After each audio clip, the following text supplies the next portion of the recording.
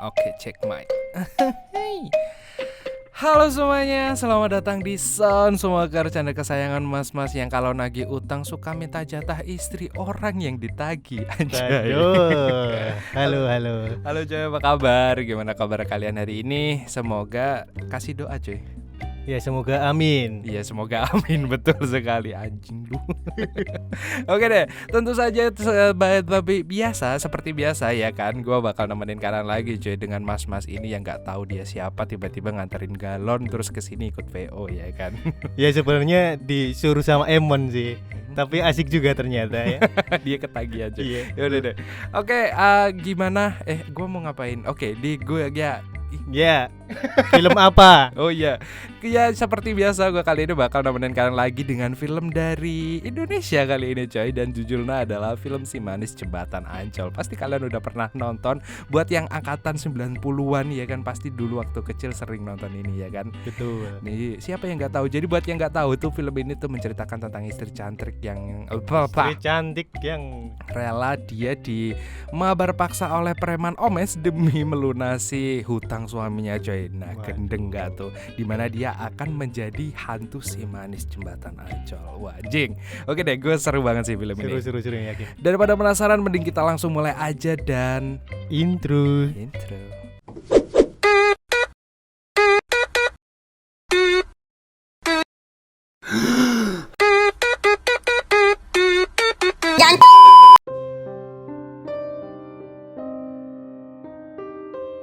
Film diawali dengan memperlihatkan seorang pelukis ganteng yang bernama Mas Yuda yang pergi merantau ke Jakarta. Di sana dia mengontrak sebuah rumah tua. Karena frustasi otaknya bunda, dia malah marah-marah sendiri. Gak lama kemudian di luar rumahnya dia melihat sosok wanita cantik yang memakai gaun merah. Seketika itu pun akhirnya Yuda dapat inspirasi untuk lukisannya dan langsung mengikuti wanita itu. Namun sialnya aksi dedemitnya ketahuan sama wanita yang namanya Mariam tersebut. Mariam bertanya pada Yuda, "Kenapa kamu ngikutin saya?" Kemudian Yuda mengatakan kalau dia hanya ingin melukis Mariam. Mariam yang mendengar itu pun gak keberatan, tapi dia harus izin dulu pada suaminya. Oke. Pada malam harinya Mariam sedang makan-makan bersama dengan suaminya yang bernama Roy. Di sini kita tahu walaupun mereka terlihat kaya raya, tetapi ternyata Mas Roy ini sedang kena tipu yang menyebabkannya memiliki banyak hutang yang sangat banyak.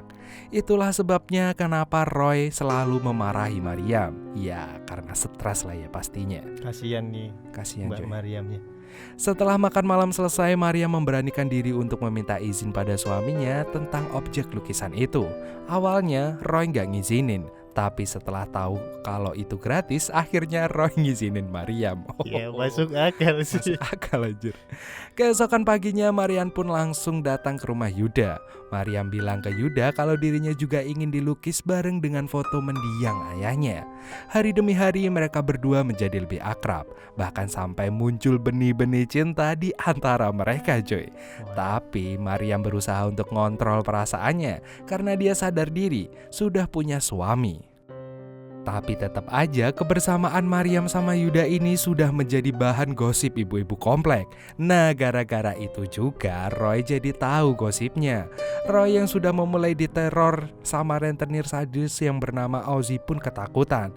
Kemudian karena kepepet, Roy bilang kalau dia mau menggadaikan rumahnya sekalian istrinya itu.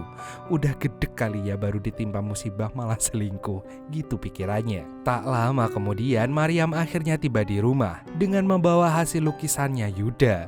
Setelah memasang lukisan itu di dinding, Mariam yang sedang jalan ke ruang makan pun terkejut karena melihat kepala kucing kesayangannya sudah tersaji di meja makan.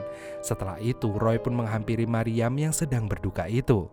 Roy mengatakan kalau dia harus menggadaikan rumah karena kalau tidak nasib mereka pasti akan sama seperti kucing garong tersebut. Di sini kita tahu kalau yang bikin ulah itu pasti anak buahnya si Ozzy. Mariam yang emosinya lagi gak karuan itu pun langsung menolak untuk menjual rumahnya karena rumah itu adalah peninggalan ayahnya. Sementara Roy yang kelimpungan pun langsung naik pitam dan malah menuduh Maryam selingkuh dengan Yuda. Mereka pun bertengkar dan setelah itu Roy pun langsung keluar dari rumah di malam itu juga. Ternyata itu hanya akal-akalan Roy aja, karena setelah keluar rumah Roy ini menelpon Ozzy agar menculik istrinya dan Yuda sebagai ganti dari hutangnya. Oh, parah. Saat tengah malam beneran aja dong Maryam dan Yuda ini pun diculik sama mereka. Dan saat tersadar Maryam dan Yuda sudah berada di suatu tempat dalam keadaan terikat. Di sana Ozzy dan kawan-kawannya mencoba memperkaos si Maryam. Tapi untungnya Maryam bisa melawan dan kabur dari tempat tersebut. Maryam jago silat. Iya. Sialnya Maryam malah kesandung coy, yang membuat dirinya berhasil dikepung oleh anak buah Ozzy. Untungnya Yuda datang tepat waktu dan Maryam pun bisa kabur dari tempat tersebut. Setelah lari cukup jauh, Maryam yang berada di jembatan Ancol pun melihat sebuah mobil. Dia langsung meminta tolong ke mobil tersebut, tapi ternyata itu adalah mobilnya Ozzy dan kawan-kawan. Maryam yang sudah gak bisa kabur itu pun langsung ditusuk dan langsung diceburin ke sungai Ancol. Yuda yang habis disusuk juga pun cuma bisa pasrah. Keesokan harinya Yuda yang sudah diselamatkan oleh polisi pun diinterogasi.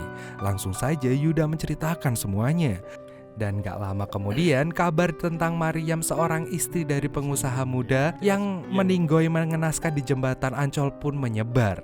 Kemudian saat malam hari, Roy yang sedang sendirian di rumah mulai dihantui oleh arwah istrinya Maryam. Lalu tiba-tiba Maryam muncul di atas Roy. Kemudian Roy melihat Maryam dari luar kamar. Dengan cepat Maryam ini lari ke arah Roy dengan membawa kapak. Tapi ternyata semua itu hanyalah mimpinya. Sementara itu Yuda yang sedang tidur pun dihantui oleh Maryam. Karena takut, Yuda pun memutuskan untuk pergi ke jembatan Ancol dan dia pun bertemu lagi dengan Maryam. Di sana Yuda ditarik oleh selendang merah milik Maryam dan ternyata itu juga mimpi. Tak hanya Roy dan Yuda yang dihantui, ternyata Maryam juga mulai meneror warga sekitar. Maryam juga memulai untuk membalaskan dendamnya pada Ozzy dan anak buahnya. Setelah Ozzy dan para anak buahnya ter-COD dengan malaikat, ternyata masalah hutangnya Roy belum selesai, di mana Roy harus membayar hutang pada orang yang mendanai Ozzy sebagai rentenir. Tapi kemudian Roy bilang kalau dia takut diteror dan berakhir tragis seperti Ozzy dan anak buahnya. Lalu orang itu memerintahkan seorang dukun terbaik di Indonesia untuk membasmi hantu. Dan akhirnya dukun itu pergi ke jembatan Ancol untuk membasmi hantu Maryam. Tapi ternyata dukun itu bukan tandingan Maryam. Di sana Maryam berniat ingin men-COD-kan nyawa suaminya sendiri.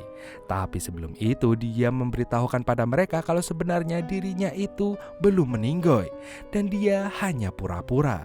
Jadi selama ini Maryam bersembunyi di suatu tempat dan merencanakan balas dendam. Gak disangkanya rencana gila Maryam ini diketahui oleh Yuda. Bahkan dia membantu Maryam. Kita kembali ke jembatan. Ternyata Maryam tidak tega untuk men-COD-kan suaminya sendiri. Sementara itu Yuda yang sedang menyaksikan kemesraan Roy dan Maryam tiba-tiba diserang oleh anak buah Ozzy. Maryam yang melihat itu pun langsung menyerangnya dan seketika dia pun meninggoy. Maryam kemudian menghampiri Yuda yang terluka. Tapi gak disangkanya Roy menusukkan pisau ke Maryam dari belakang.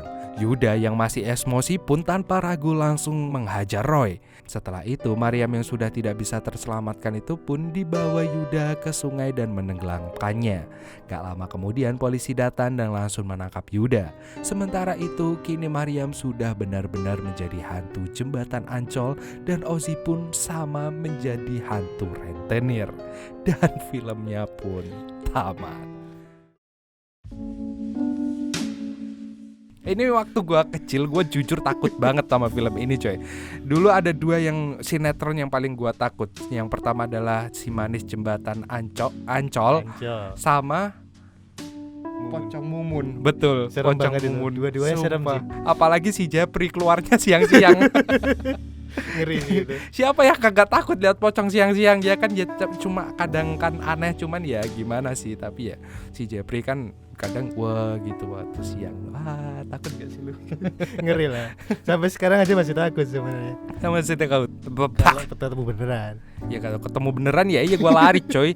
Ya udah deh. Menurut kalian gimana film ini coy? Definisi pasangan hidup semati nggak sih? Waduh kata naskahnya gitu. Definisi pasangan sehidup semati. Menurut lu Sehidup gimana, Coy? semati. Iya soalnya yang satu hidup, yang satu mati. Oh iya juga ya. Iya juga ya kan masih si siapa? Yuda. Si Yudanya masih hidup juga ya. Ya tapi walaupun rada creepy semoga kalian bisa terhibur lah ya kan cuy. Iya. Dan oke deh mungkin segitu dulu dari Emon dan ada Mas Galon di sini. Ya, terima kasih udah nonton video ini. Jangan lupa like, komen, dan subscribe. Jangan lupa subscribe dan jangan lupa tinggalin komentar kalian di mana-mana ya. Betul. Oke dan mungkin sekian dulu dari saya. Saya pamit. See you next time See you dan next time. dadah. Dadah. Dan karena frustasi otaknya bundet, si dia malah dia marah-marah sendiri. Iya. Si dia malah Iya, dia marah-marah Oh, sendiri.